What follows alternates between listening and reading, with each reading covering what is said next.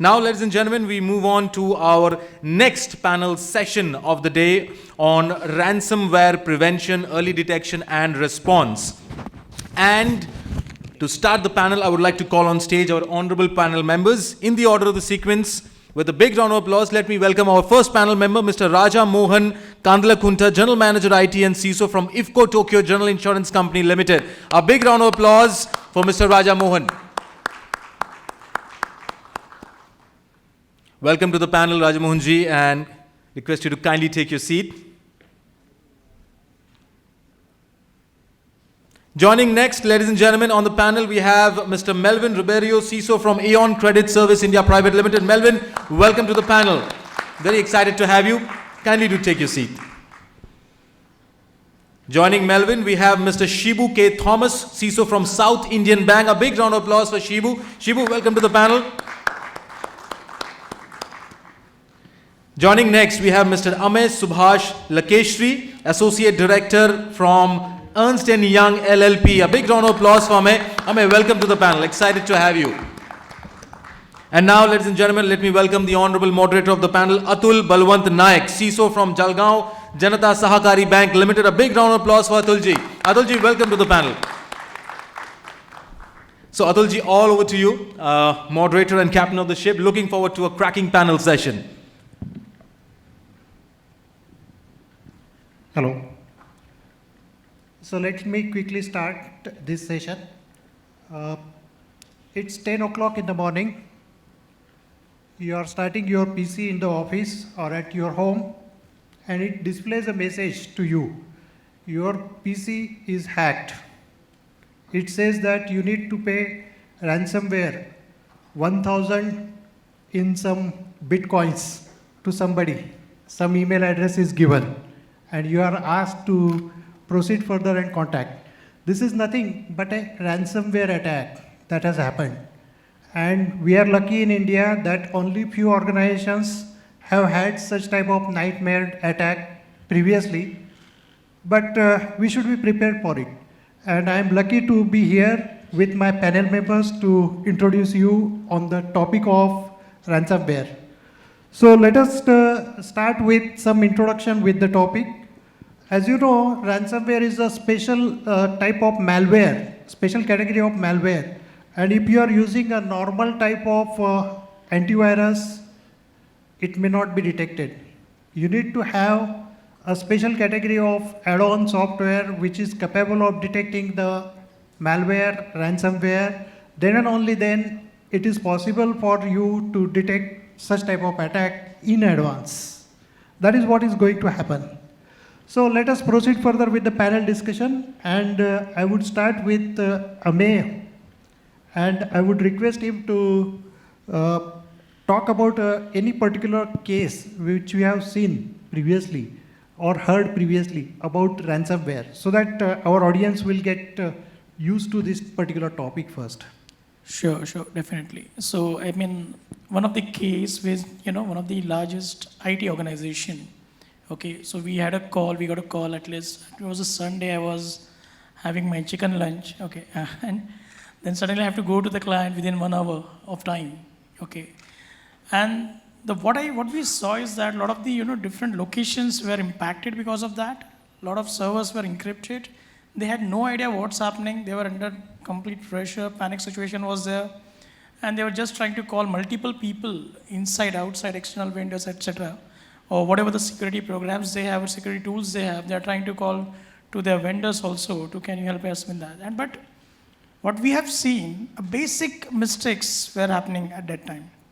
Not only with one case, with multiple cases, right? Why it happened? Of course, because of some phishing email, link click, USB connecting, etc. But after that, what happened is more important. Attacks will happen. Every 11 seconds, ransomware attacks are happening. So if it has not happened earlier, it may come to you, right? But the point is how you react to that, how you are responding to that. Saying that, we have seen multiple times, they are not able to disconnect the systems from the network. They are still keeping the WAN network connected, LAN network disconnected. They feel LAN is disconnected, I am okay. No. They're trying to recover from the backups which are already connected. They don't know whether backups are also encrypted or not, right? And they're trying to restore from that. So this is one of the case, it's kind of, one of the large IT company, and rightly said by the Fortinet guy, Rajesh, is that, they had all the tools, everything, right? But it was not integrated to each other, not talking to each other, like people, process, technology, were not connected. One small mistake by a human or a technology, and everything is gone. Okay, okay. I think that was a nice introduction for a particular case that we had seen. Anything you would like to add on, Shizu, on this No. similar cases or something like that? Sir, I sincerely hope that none of us face that, first of all. I mean, but then, yeah, as Amey was saying, the point is, how prepared are we to understand and this threat and also to face it. The point is, as many of us know, almost everybody knows here the famous saying, there are only two types of organizations. One is those who have been attacked, and one is those who do not know they have been attacked. So the point, right now, the importance is to detect this threat as early as possible. That is the most important thing. For that, you need to develop a set of tools, same as he was saying, people, process, and technologies to ensure that this detection happens, because world's biggest, most secure organizations have been attacked. So then you don't know when it will come, but then you need to be prepared. That's what I wanted to add. Okay. I think I will ask next question to Melwyn. Melwyn, what preparation you can take to ensure that your systems or your network is not infected by such type of ransomware?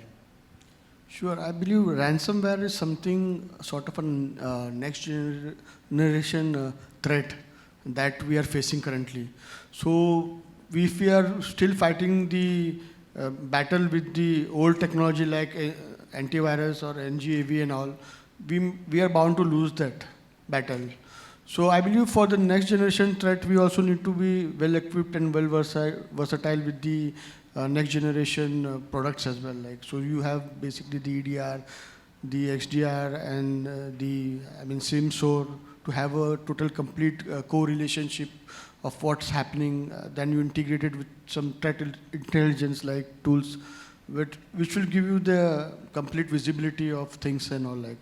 So like Amey already pointed out, basic hygiene when it comes to security awareness, like micro-segmentation is very, very important. You don't want to be in that area wherein your backups, wherein it just keeps on affecting the other systems that are connected in the network as well. Micro-segmentation is one of the hygienic things which one has to be there.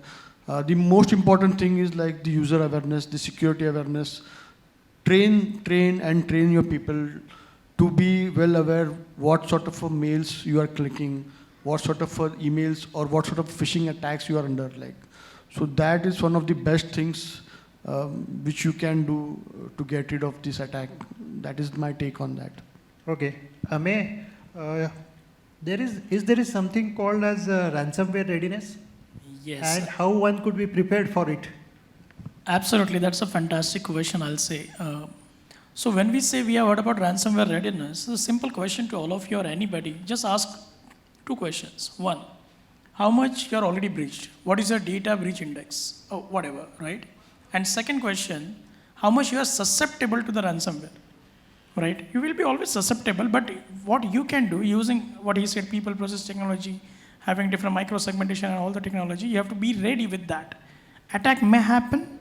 How you respond to that? What are the different internal stakeholders? External stakeholders will be part of this particular drill. Are you doing a tabletop exercise every time and understanding, okay, who is doing what? It's not CISO's job only that, will just take care of that. Because I recall one meme was there, right? The sleeping positions of these CXOs. I could see CTO, CIO sleeping in a different way, and there is no CISO on the bed. It's like that. So when we say ransomware readiness, you have to understand your ransomware readiness score, right? It includes a lot of elements. It's like incident response. It's like an security monitoring metrics and reporting, right? It covers your business continuity, some elements of that, disaster recovery, your RP, RTO, MTTD, because now certain is asking for 6 hours of, reporting and all that.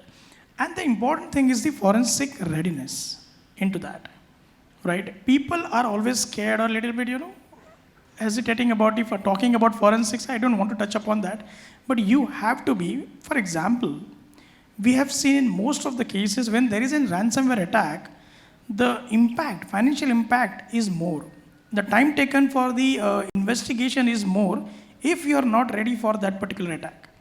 Because we are not able to extract the logs or the right artifacts where we need to go and cover more in forensically to get that. But if you are ready for that, then you will react in a manner where you can respond and come back to the business as usual at a faster time. I think I would again ask Mr. Shibu whether he would like to add on something to what Amey has already said about ransomware readiness.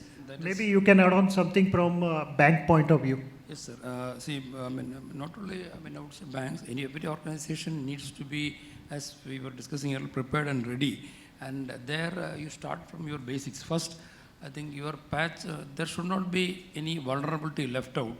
And it's difficult, I know, but then patching should not be a least prioritized activity. It should be the first prioritized activity, and that should be done patch, and continue to patch till, and then along with that, you need to do your audits, PAPT, the web security assessments, etc., the whole sequence of audits. Audits will expose any vulnerabilities in your system, and the patching and the risk mitigation activities will close out those vulnerabilities. The other side, of course, is to build the cyber resilience. One part is your backup restore sequences which need to be carried out. Multiple copies need to be kept so that at the worst case you can recover back from the from the backup you can restore back and get back to the idea is to get back to business as early as possible. And of course, part of the attack, you also need to be very clear, as he was saying, about forensics, and also along with that I would add threat hunting also, to ensure that is the hacker still in your network? How do you know whether he's gone out or still there? So for that you need to possibly take the help of outside agencies if you do not have expertise inside to ensure that this is done. So net, you need to also have an ecosystem around you to handle this. I would again take the help of my co-panelists to continue this. Yeah. I would request Raja, if you would like to add on to this point that we are discussing about ransomware readiness from insurance point of view, insurance industry's point of view. Yep, thanks for asking the question from my domain. So from insurance standpoint, as Amey rightly said, we should be prepared. If something is not happened till now, it doesn't mean that it will not happen to us. So we should think that it might happen to us any point in time. And so we should look for risk mitigation plans, risk mitigation plan as such, going for insurance. So cyber insurance is available for this ransomware as well. Multiple insurance companies are giving it. You must look for insurance, sufficient insurance cover is there for you as per the breaches. And having insurance doesn't give you assurance that you will get the insurance cover. So insurance comes with certain terms and conditions, and that gives you, you have to have certain controls in place and security measures in place, then only insurance cover will be awarded to the victims. So as far as ransomware readiness is concerned, having a plan in place, having ransomware team in place, having multiple departments, part of it like legal team, compliance team, accounts team, finance team, and then maybe relevant other teams must be part of it. And board should be apprised of our readiness, and then having insurance adds up to it, adds a point to it. Okay. So again, I'm keeping this open to all the panel. The question is whether to prepare the committee or panel before the incidents or after the incidents, and who should be part of it. Just now, I think Raja has added some points, but before or after, that's what I want to concentrate on. Absolutely, absolutely. I think before is always good, because after then nobody will take the ownership, right? And it's very simple. I'll again put one example. It's again a global IT company who got breached. They had all the enterprise security controls, teams were available for that, but it happened because of the test server. One of the developers have enabled the test server on the cloud, exposed over the internet. It was not part of the enterprise security program. Hackers got the root and they came inside, right? So before all these elements, as you said, the user awareness, train. He should have been aware that I should have gone to the InfoSec team first before I spin out the server on the top. And when you know before running the tabletop exercises, I said, right, you know who are all these stakeholders should be part of that. It's not only InfoSec team, it's IT, it's legal, it's HR, it's a marketing team, it's your PR team, it's your DPO nowadays, right? Most of the legal teams are being a DPO, but DPO itself is a very huge responsibility, right? And afterwards, you have to understand to whom you have to report. The regulatory authorities, the external parties, or the governing bodies like RBI or anybody, right? Or you need to send it to every quarterly report to the SEBI, right? You should be aware about it. And what are the controls and guidelines you need to follow? And if you make it like, whenever it will happen, I will see it. It won't fly like that. Anybody want to add up to what he has just said? So I agree with what Amey is saying. So let's look it in this way. Let's imbibe it like an incident management thing, what we are doing. How we are reacting to a situation in dire states like a BCP or DR. Let's consider this ransomware attack in a similar line of situation what we are like. So if you consider that, things will be much more easier for you. So prior hand, everybody is prepared. Like if you are doing a BCP drill or a DR drill, everybody is prepared. Everybody knows their roles and responsibility, what to do and what to do. That you go to a tabletop exercise, everybody knows the department functionality, what everybody has to chip in and whatever things they have to do. So if you consider with that mindset, I believe ransomware is a thing which will be there for a long time. It's not going to be out of the market, something like that, which when we're talking about attacks and all those things. So let's consider in that frame of mind. Let's work it in that frame of mind. So things will be much more easier for the organization to adopt that technology or the theory like as a framework to countermeasure this attack. Like. To add to that, prevention is better than cure. So first thing first, we have to have the basic things, basic security, cyber security guidelines in place. So having all the systems, softwares updated with the latest patches, latest upgrades, and then any security vulnerabilities are there. VIPT is must be done at least 3 cycles, 4 cycles in a year, and then all vulnerabilities must be patched, and then keeping all the stakeholders aware of the vulnerability reports is also a required thing. Yeah. And to add to it, I want to ask to the panel, are there any agencies which can help the organizations in red teaming, blue teaming type of exercises, or legal or PR matters, or insurance matters in such situation? Yeah, absolutely. I mean, there are agencies, it's like even you know everything, you cannot treat yourself every time, right? You need a third party to come up and tell you what to do. So red teaming is something, of course, we know that somebody will think like an attacker, try to do the recon, and there will be an objective to do a data breach or something to get access to the critical system, right? And there will be again 3 elements, external, internal, and again the targeted attack. So there are agencies who can help you with that, but what you need to understand, what is most important for you, to your business, right? You don't need to run a PCI DSS scan or everything if you're not dealing with the payment card industry or if you're not holding any payment card data. So you need to understand your business, you need to understand the business risk. Nowadays, banking sectors are more likely using AI, right? Predictive analysis, 60-70% banks are using that. Then we see more of usage of blockchain, the decentralized way. We do see risks are evolving, the IT, OT we just heard about. All those risks are evolving, then you have to address those risks, understand your business, when you want to do the VAPT, when you want to do the red teaming. As he said, a very nice point he brought out is that, okay, attack happened, you're back to the business. But there might be chances of the open vulnerability, open drawer, or maybe a residual malware. So you need to do a compromise assessment, right? And understand the compromised assets, any potential compromised assets. So there are agencies who help with all these, external services, which will actually give you I can say, show you a kind of a mirror. Okay, you are here, you need to go there. Okay, and this is, I'm talking from the manual efforts perspective where assessment would be done. Now there are tools also available who will keep on monitoring you in a real time and keep on telling your cyber posture, right? How it is going up and down, what are the threats, what are the latest attacks, like Cisco client we heard in last week, right? So immediately there was patches came and this monitoring tools are telling them, okay, I do see a client over there.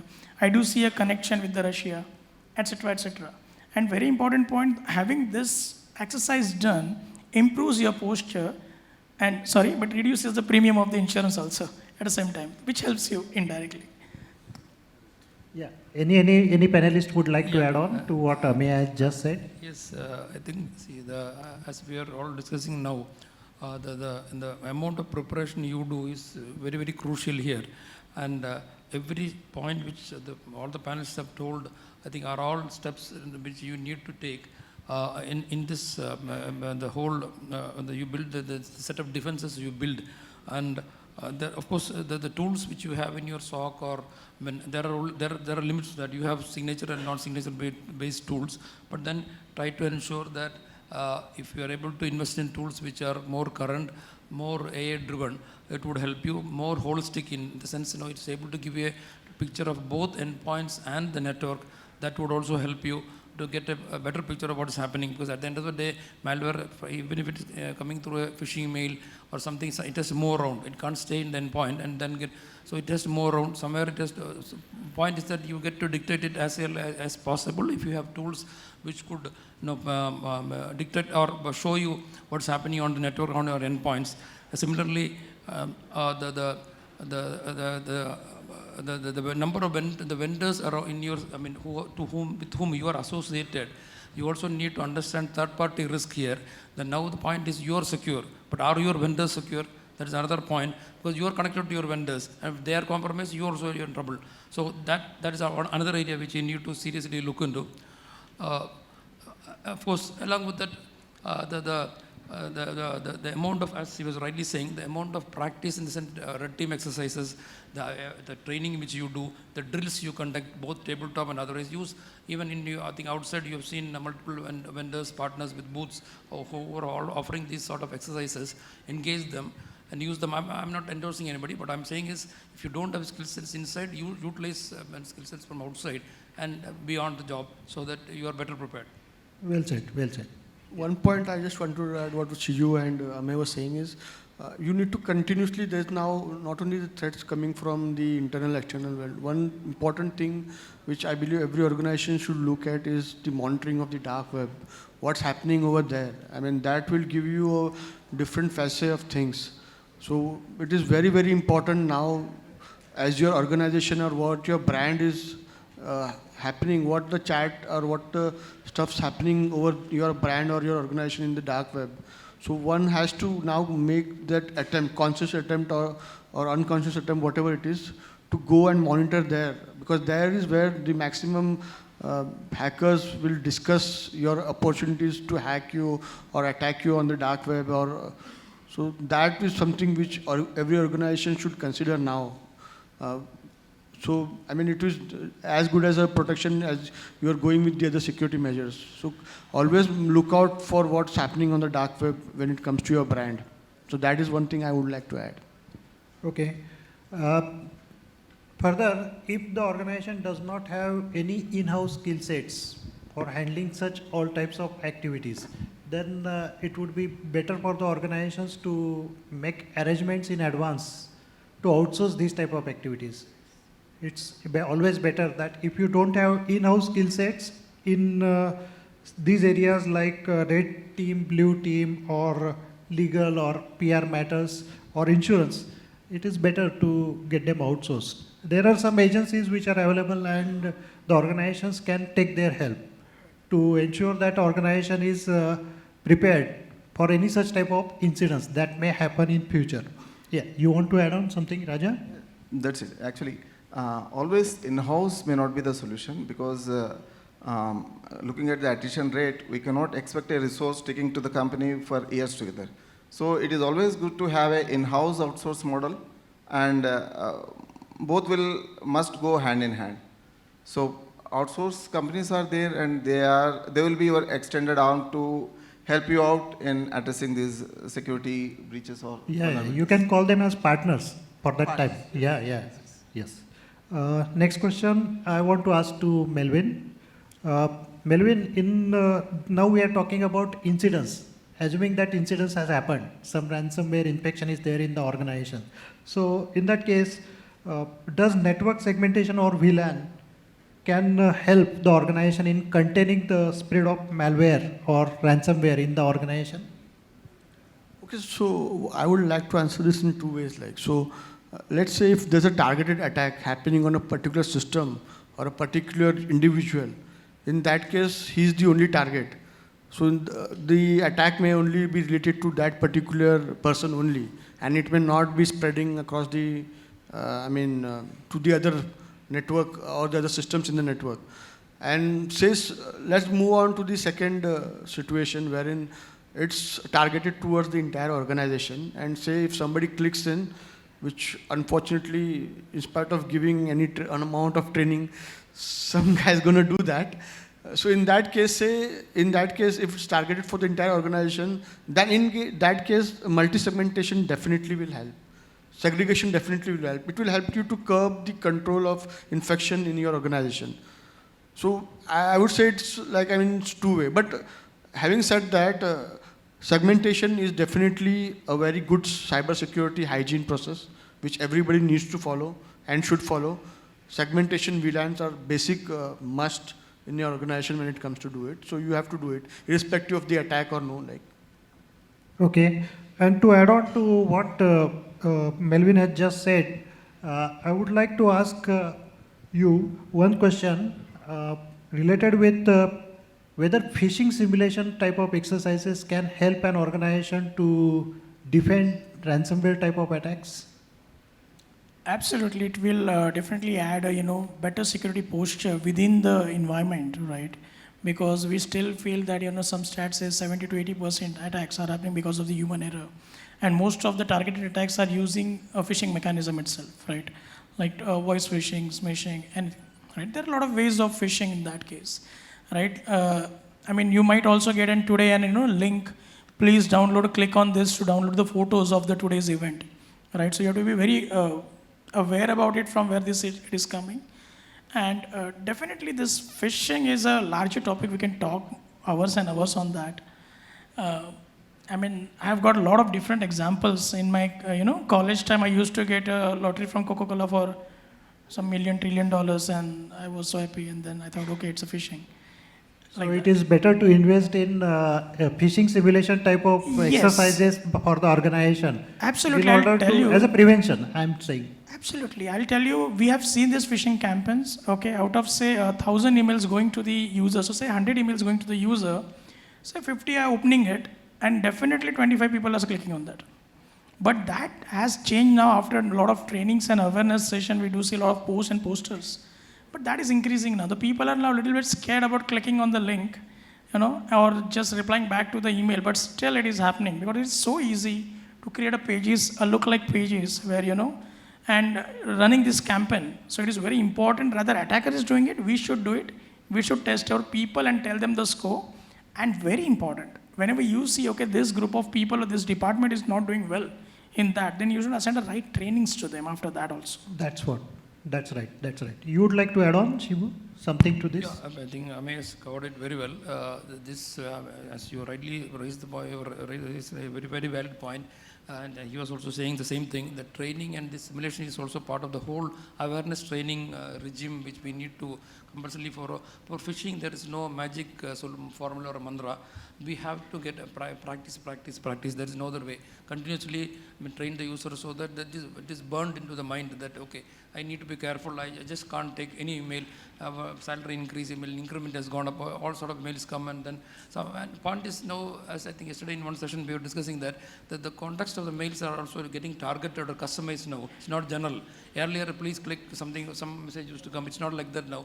So we need to be extremely careful. The only way you can do is to train continuously, be aware, and undertake these phishing simulation exercises along with the other red team exercises, so that the entire, this threat is taken care of. Raja, I would like to add on some to what Shibu has said. Yeah, we have to train the users. Awareness training programs must happen, and then phishing attacks must take place, and then retrain the users, those who are not or fall prey to those phishing attacks. So this is one way of preventive things or precaution precautionary measure we can take. Okay. Again, this question is for the entire panel. Assume that the organization has faced the ransomware attack and it has got incident management policy also in place. What they need to do now? They have got a system which is detected with some ransomware attack, and now they are having incident management policy in place. What is the right thing to do in such situation? Great to have a policy in place in writing, but are they following it? Do they know the SOPs? Do they know the roles and responsibilities? Are there asymmetrics defined? Do they have a crisis management team? Do the employees knows, right? If the attack happens, if my screen is behaving weirdly, to whom to report? Or do I need to troubleshoot? I should not, right? Being an employee or end user, if you are in doubt, go and report it back, let the experts do their job. And being at the security side, what you should immediately do, you should ask your network team to disconnect the entire network, right? Isolate everything. A VLAN can be one of the options, but it doesn't guarantee you a stopping of ransomware spread, because we have seen the ransomware is spreading across location geographies, right? And then if we think about that, okay, once the disconnection is done, then you should call the right stakeholders, immediately inform the regulatory, internal, external both, and let the team do the work, including the forensic team. So there is a dwell time, is everyone is aware about, right? Dwell time is something when the incident actually happens and when you're starting the investigation and all that. Nobody knows what is forensic dwell time. It's similar. When the incident has happened, investigation has happened, when you're actually starting the forensic investigation. So you should always have a right empanelment in place, right experts in place at a right time. I'll tell you a simple example if I may. Okay. So we have seen one of the clients, they called forensic team after 15 days. Okay, and they got breached 3 times between that. That's where they realized, okay, let me now call forensic team. They tried to restore the backup, they got encrypted. They tried to make it a scratch new one, again copied something, they got breached. Again they got encrypted. So ransomware was there almost for 15 days playing around.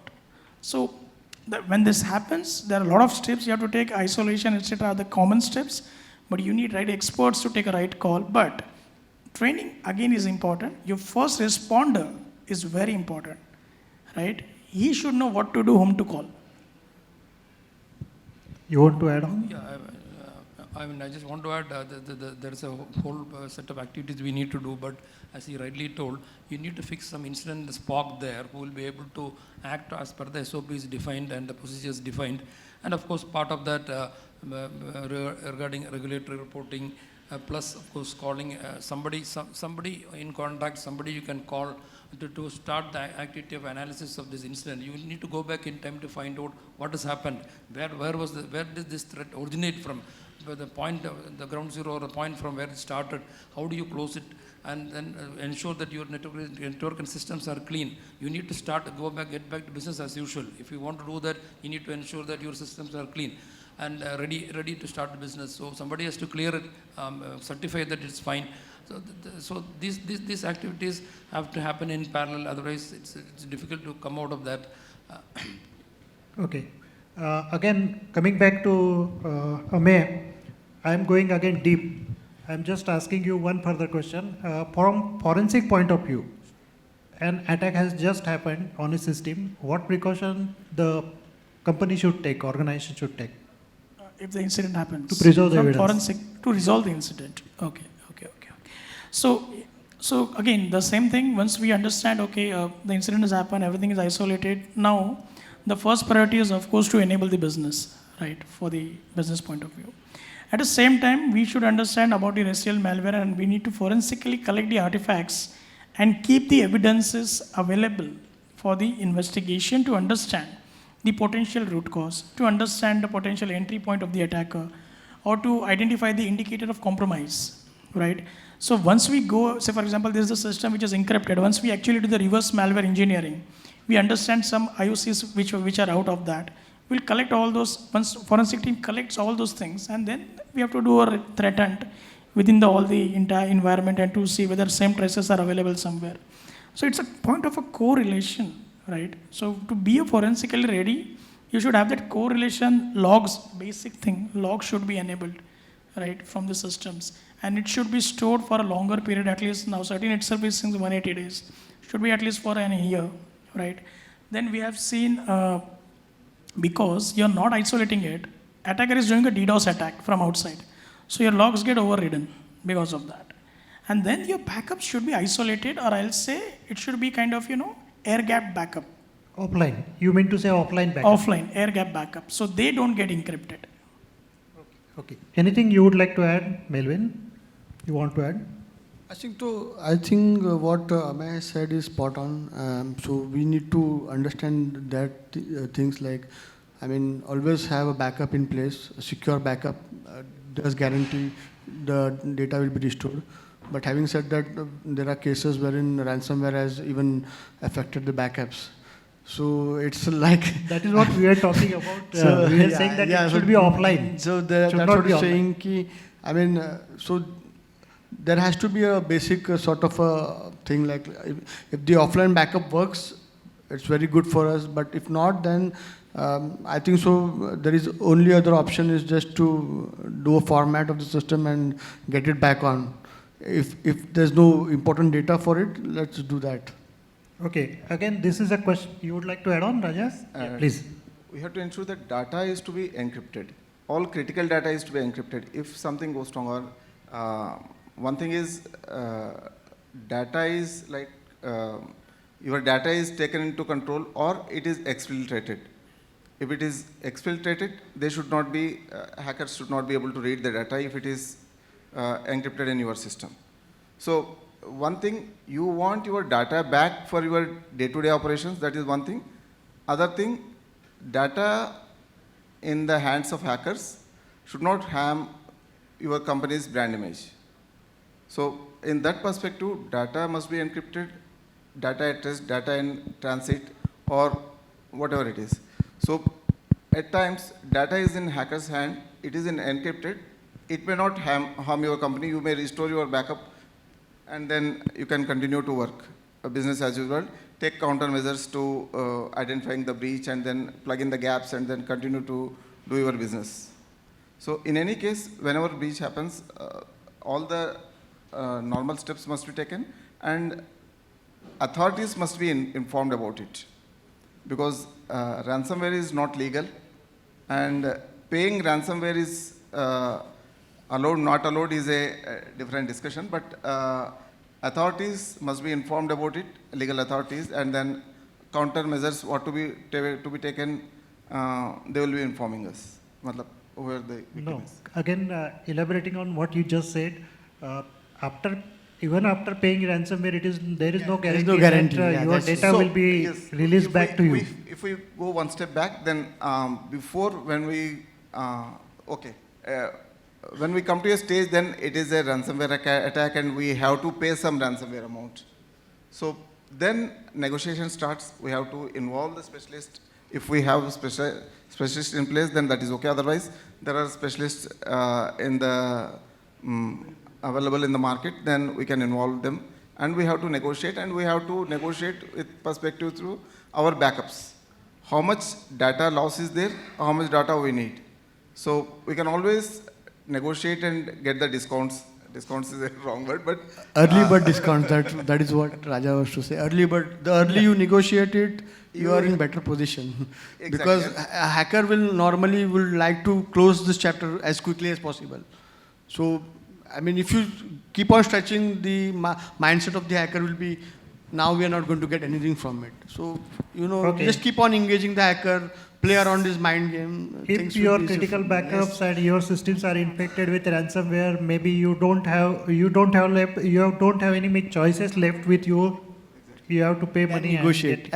First, negotiate before paying. Negotiate and pay the money.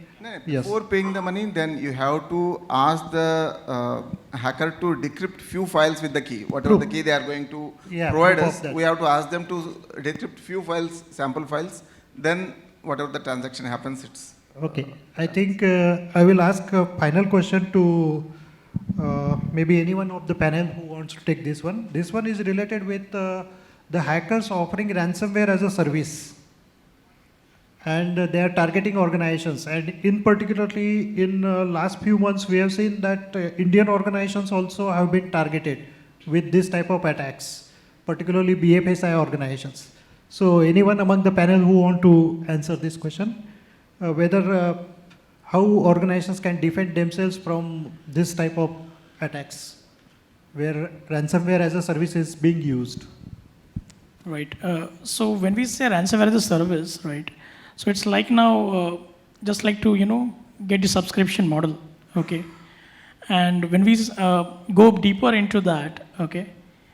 Now, old days we used to see some cool hackers coming and doing the job. Now the script kiddies are coming and can hack you. Now your question is how to deal with that, right? Of course, we have to run the similar process, what we are going to get defended against that. But as rightly said by Melwyn, you have to continuously keep on monitoring on dark web, on the early warning systems, right? You have to understand your ransomware susceptibility score. Okay, is it changing? What's are changing? So there are some certain attacks like certain TTPs, like botnet activities, your credential leaked, your domain squatting, or your industry risk, organization risk, or anything like on the CDN or anything on the application security vulnerabilities or misconfigurations, open remote ports. All these indicators are getting combined together by an attacker. So you need to fix that and keep on monitoring that to just face against this kind of attacks. Just to add what Amey was saying, it's a pretty much lucrative market out there. I mean, the business just keeps on, the numbers keeps on increasing. If you go to any survey, the ransomware industry is like booming, like any other thing. COVID was one of the major factors for that. I mean, people had all the time in the world to script and all thing. Yeah, so they just kept on inventing better sophisticated technologies to attack organizations and all. So it's a very, very lucrative market. The hackers are always one step ahead, and we need to now be on that journey to embrace the line, at least not one step ahead, at least in line. We need to be in that set. So that's what I could say this. Thanks. Thank you so much, honorable panel members, and thank you so much, Atulji, for wonderfully moderating the panel as well. Now, ladies and gentlemen, in the interest of time, we can take just one quick question from the audience. Can we have a mic? Sir, kindly do introduce your organization and your name and question to which panel member. I'm Vitendra Jadwani from Tata Motor Finance, and this is an open question. What we have heard in the conversation was very, very enriching and very useful to all of us. But at the end, the conversation also said that it's a very lucrative market and this industry is booming, which means the threat of the ransomware is much more real than what it seems to be in this room at the moment. And the only way of recovering from the ransomware attack is for not falling a prey to it. Obviously, you can recover by paying the money, but that's not the objective of the CISO being there. So for recovering it, you have two options. One is your ITDR, which has got up to date, and you can use ITDR effectively. So what should be done to ITDR? Much more, keeping in view a ransomware attack as compared to a normal threat to the data center. And second thing, if the backup is offline, what are the chances of the offline backup, both of the data and the application, to be really attacked by the ransomware problem? I think any panelist would like to take it up? Please. So I think so, sir, what you have said is right. Like I said before also, it's not only the case of an incident management. Here we are dealing with the situation we need to deal with in terms of ransomware is the BCP DR sort of situation. So you have to have a backup. That is what is said. Like offline backup, sometimes you need to keep on testing whether the offline backups are working or no. So the situation will be the same. Whether you are doing it offline, the backup has to work. It's a similar policy which we are adopting in the BCP and the DR drill also. So the same thing applies here also. So what I'm saying currently is that I'm not saying कि ransomware के लिए आपको कुछ अलग strategy बनानी है. You just imbibe the same thing in your BCP and DR, and you will be fine with it. You keep on testing your backups, whatever happening, offline backups, whether those data can be restored, analysis, sampling, and all those things. You will be fine for that part. That is what my take is on that point, which you're asking. Amey, you would like to add on to what he has just said?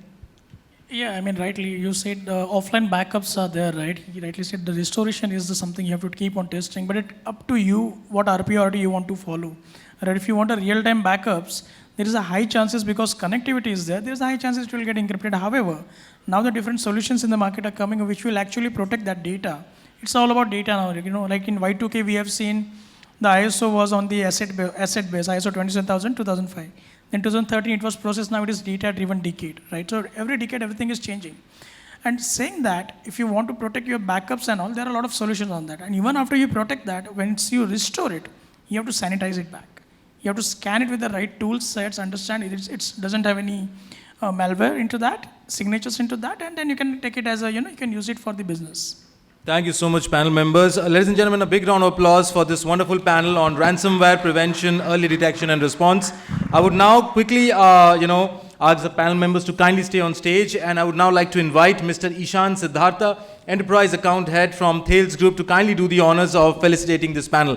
Ishan, thank you so much for taking time and doing the honors. We'll start with Mr. Raja Mohan first.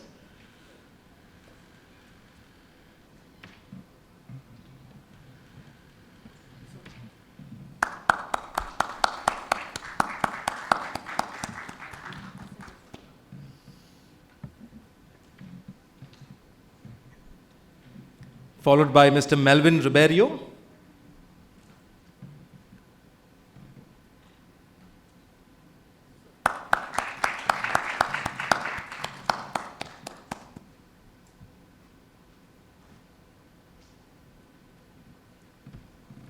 Followed by Mr. Shibu K. Thomas.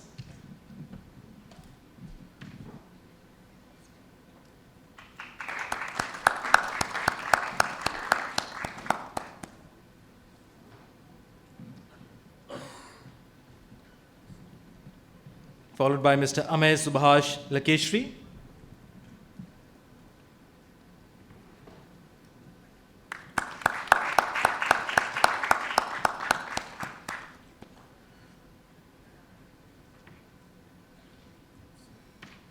Followed by our Honorable Moderator, Atul ji.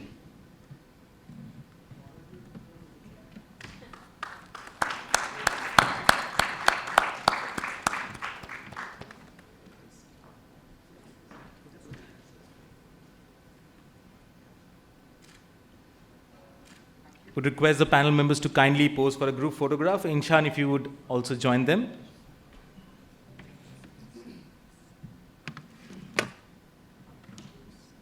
Ladies and gentlemen, once again, a big round of applause for this fantastic panel. Mr. Raja Mohan Kandalakunta, Mr. Melwyn Rebeiro, Mr. Shibu K. Thomas, Mr. Amey Subhash Lakeshri, Mr. Atul Balwant Naik.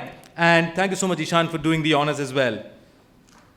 Thank you so much, gentlemen, for enlightening us. And that was our partner Insight with some of the exciting goodies for the panel members as well. Please do visit their booth for more such goodies and more such information about their products and solutions.